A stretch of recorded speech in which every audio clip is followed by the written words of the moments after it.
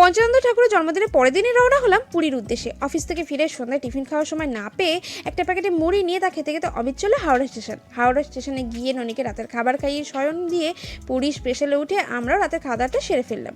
সকালে ট্রেন থেকে নেমেই সোজা পুরীর রোডের দিকে রওনা দিলাম। পুরী রোড থেকে বাস ধরে সেই বাসে করে আমরা পৌঁছে গেলাম স্বর্গদ্বারের সামনে।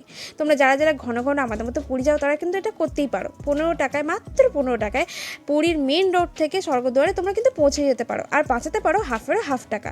সুন্দর সমুদ্রে সকাল সকাল এই দৃশ্য দেখে নিজেকে ধরে রাখতে পারলাম না, তাই লাগেজের সামনে অমিতকে দাঁড় করিয়ে আমি নয় ঢেউ খেতে চলে গেলাম।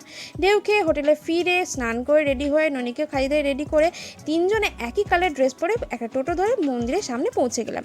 সেখানে গোপোষণার সঙ্গে দেখা। সে গোপোষণা কি সুন্দর সাজুগুজি করেছিল। গোপোষণার মা গোপোষণার সাথে সাথে আমাদের ননিসোনাকেও একটু ফ্রুট জুস খাইয়ে দিয়েছিল। তারপর সবাই মিলে গোপোষণাকে বাই করে মন্দিরে ঢুকে পুজো টুজো দিয়ে সন্ধ্যায় মন্দিরের চারপাশ প্রদক্ষিণ করলাম আর একটা সুন্দর রিলসও বানিয়েছিলাম।